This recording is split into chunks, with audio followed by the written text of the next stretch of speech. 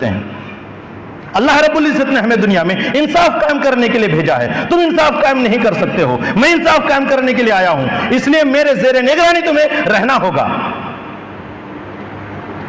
اور تاریخ کے حوالے سے میں آپ کو بتانا چاہتا ہوں 10 سال کی مدت میں 80 سے زیادہ جنگیں لڑی اللہ کے رسول صلی اللہ علیہ وسلم نے۔ کچھ جنگیں ایسی ہیں جو آفنسو میں ہیں، لیکن میکسیمم جنگیں ایسی ہیں جو ڈیفنس میں ہیں، مدافعت میں ہے۔ آج آپ کو ملک سے نکالنے کے لیے نئے طریقے اختیار کیے جا رہے ہیں، نئے طریقے ایجاد کیے جا رہے ہیں NRC کی شکل میں، اور پتہ نہیں کس کس طریقے سے آپ کو اس ملک سے باہر نکالنے کی کوشش کی جا رہی ہے۔ اب تک اگر ہم خواب غفلت میں سوئے رہیں گے تو ہم سے زیادہ بری حالت کسی کی نہیں ہوگی۔ معزز حاضرین، 2 مثالیں آپ کے سامنے میں رکھ کر کے اپنی باتیں ختم کروں گا، اور ان مثالوں کے ذریعے سے یہ ثابت کرنا چاہوں گا کہ اللہ رب العزت پر ایمان لانا صرف کافی نہیں ہوگا۔ اللہ رب العزت نے صاف الفاظ میں فرمایا، ان اللہ لا یغیر ما بقوم حتی یغیر ما بانفسہم۔ اللہ تعالیٰ آسمان سے آ کر کے ہماری حالت کو نہیں بدلے گا، ہمیں اپنی حالت کو خود بدلنی ہوگی، حالات کا مقابلہ ہمیں خود کرنا ہوگا۔ اللہ کے رسول صلی اللہ علیہ وسلم سے زیادہ دعا قبول ہونے والی شخصیت اس دنیا میں کوئی نہیں ہے، اس میں کوئی شک نہیں، لیکن پھر بھی اللہ کے رسول صلی اللہ علیہ وسلم کو 80 سے زیادہ جنگیں لڑنی پڑی اپنی زندگی ہی میں۔ یہ اس بات کی دلیل ہے کہ حالات اگر اس طریقے کی پیش آتی ہے تو ہمیں اور آپ کو بھی آگے بڑھ کر کے ملک کی حفاظت کے لیے، اپنی قوم کی حفاظت کے لیے، اپنی امت مسلمہ کی حفاظت کے لیے، اپنی عورتوں اور بیوی بچوں کی حفاظت کے لیے آگے بڑھنا پڑے گا اور قوم کی حفاظت کے لیے لڑنا پڑے گا۔ اگر اللہ کے رسول صلی اللہ علیہ وسلم یہ دعا کر لیتے کہ یا الہ العالمین، یہ مٹھی پر مسلمان 313 کی تعداد میں ہے جو جنگ بدر کی شکل میں 1000 کی تعداد کے مقابلے میں کھڑی ہے، اگر اللہ رب العزت دعا کر دے، نبی پاک صلی اللہ علیہ وسلم دعا کر دیتے تو کیا یہ کافی نہیں تھا؟ لیکن پھر بھی تلوار اٹھا کر کے دشمن کے سامنے کھڑے ہو کر کے لڑائی کی ضرورت پڑی، اور یہی بات اللہ رب العزت نے قرآن کریم کے اندر صاف الفاظ میں کہا، لَقَدْ كَانَ لَكُمْ فِي رَسُولِ اللَّهِ أُسْوَةٌ حَسَنَةٌ۔ اس ممبر کے حوالے سے ہزاروں بار آپ نے سنا ہوگا کہ اللہ کے رسول صلی اللہ علیہ وسلم کی ذات میں ہمارے لیے بہترین نمونہ ہے۔ کیا بہترین نمونہ صرف کھیر پکا کے کھانے کے لیے ہے؟ کیا بہترین نمونہ صرف نئے کپڑے اور سفید جبہ کبہ پہننے کے لیے ہے؟ نہیں، اللہ کے رسول صلی اللہ علیہ وسلم کی زندگی کس طریقے سے گزری ہے اسی طریقے سے ہمیں اپنی زندگی کو گزارنی چاہیے۔ یہ ہے نمونہ، ہم کو وہ کر کے دکھانا ہوگا۔ تو پھر یہ مٹھی بھر مسلمان جو 313 کی تعداد میں تھی،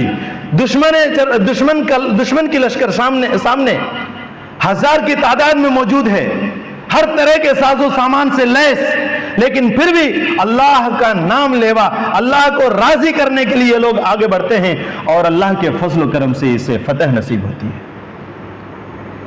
اور ایک چھوٹی سی مثال میں آپ کے سامنے رکھ کر کے اپنی بات ختم کرنا چاہتا ہوں۔ آپ میں سے ہر کوئی قرآن کریم کو جانتا ہوگا۔ اس کے 30ویں پارے میں سورہ بروج کے اندر پوری تفصیل کے ساتھ بات کہی گئی ہے۔ آئیے میں 2 جملے میں وہ آپ کے سامنے بتانا چاہتا ہوں۔ پوری قوم موجود، بادشاہ ایک طرف اکیلا، اور ان کا کہنا ہے کہ میں تمہارا سب سے اعلیٰ اور افضل اور بڑا رب ہوں، یہ تم لوگ مانو تسلیم کرو۔ قوم نے انکار کر دیا، ان کے لیے گڈھا کھود دیا گیا، لکڑیاں ڈال دی گئیں، آگ جلا دی گئیں، ایک ایک کو پکڑ کر کے اس آگ میں ڈالا جانے لگا۔ پوری تفصیل موجود ہے۔ آپ جس زبان کو جاننے والے ہیں، ہندی تو ہندی، اردو تو اردو، عربی تو عربی، انگلش تو انگلش۔ آج کی تاریخ میں یہ پلاسٹک کا اتنا بڑا ٹکڑا جو اینڈرائڈ موبائل کے نام سے مشہور ہے نا، اس میں آپ کس زبان میں، آڈیو کی شکل میں، ویڈیو کی شکل میں، یا PDF کی شکل میں، کس شکل میں دیکھنا چاہتے ہیں آپ دیکھ سکتے ہیں، پوری تفصیل کے ساتھ موجود ہے وہاں پر۔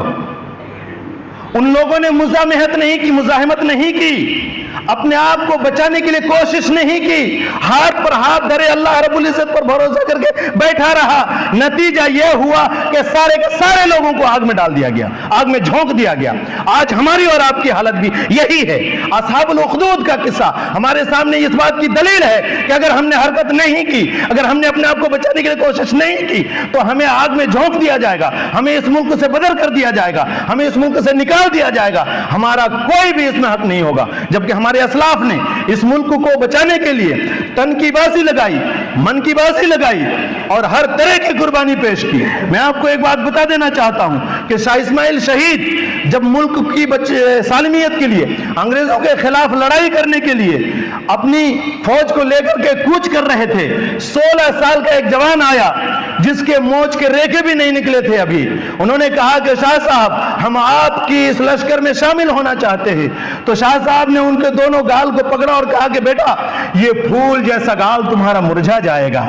उन्होंने कहा कि शाह साहब, हमारे ये गाल नबी पाक सल्लल्लाहु अलैहि वसल्लम के गाल से ज्यादा कीमती तो नहीं है ना, फिर ये क्यों होगा? मैं आपके साथ जाना चाहता हूं।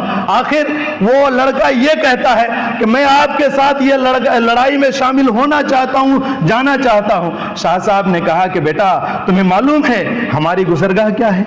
तुम्हें मालूम है हमारा रास्ता क्या है? तुम्हें मालूम है हमारा तरीक़ा-ए-कार क्या है? कहा कि शाह साहब, थोड़ा सा बता तो दीजिए कि आपका तरीका क्या है, आपका रास्ता कैसा है, आप किस अंदाज से चलते हैं? तो शाह साहब ने कहा कि बेटा, दिन भर तलवार की छांव में दुश्मनों के साथ लड़ाई करते रहना, रात भर अल्लाह रब्बुल इज्जत की इबादत के लिए सजदे करता रहना, और चलने के लिए पांव में बूट और शूज नहीं होंगे, नोकीले पत्थर पर खाली पांव चलते रहना, कांटेदार और खारदार लकड़ियों के ऊपर चलते रहना। यह है हमारी जिंदगी। कमर सीधी करने के लिए रात में आप सो नहीं सकते, अल्लाह की इबादत करनी ही होगी, दिन में दुश्मनों के साथ तलवार से लड़ाई करनी ही होगी। शाह साहब को वो बच्चा जवाब देता है कि शाह साहब, ये बात तो मेरी माँ ने पहले ही बता दी थी, मैं इतना सुन करके ही तो आया था, इससे ज्यादा तो आपने कुछ नहीं बताया। ये थी हमारे असलाफ की कुर्बानी। आज से 70 साल पहले जब जाकर के हमें ये आज़ादी मिली है और आज ये मुल्क आज़ाद हुआ है, उलमाए किराम की कुर्बानी, मुसलमानों की कुर्बानी इस मुल्क के लिए एक नाकाबिले इनकार हकीकत है, जिसको हम कभी भी इनकार नहीं कर सकते। आज उनको वीर का लक़ब दिया जाता है जो असल में कायर थे। वीर सावरकर नहीं, कायर सावरकर थे, जिन्होंने अंग्रेज के सामने माफी मांगी थी और जासूसी करने का वादा किया था, जिस बुनियाद पर उनको छुट्टी मिली थी और उनको छोड़ा गया था। आप याद कीजिए अशफाकुल्लाह खां को और एक लंबी फेहरिस्त उलमाए किराम की जिन्होंने कुर्बानी दी है, तब जाकर के आज हम आज़ादी के मुल्क में सांस ले रहे हैं। एक बार फिर से आपको मैं बताना चाहता हूं मुअज़्ज़िज़ हाज़रीन, इस जुमा खुतबा के हवाले से कि आज एक बार फिर ये मुल्क संघियों का गुलाम बनने जा रहा है। इस मुल्क को फिर से आज़ाद करने की ज़रूरत है। आइए मैं आपको बुलाता हूं कि इस संघियों के चुंगल से इस मुल्क को आज़ाद किया जाए, इसके लिए जान की बाजी लगाई जाए। जिस तरह से हमारे असलाफ ने कुर्बानी दी थी, उस तरह की कुर्बानी हमें देनी होगी। अगर हमने कुर्बानी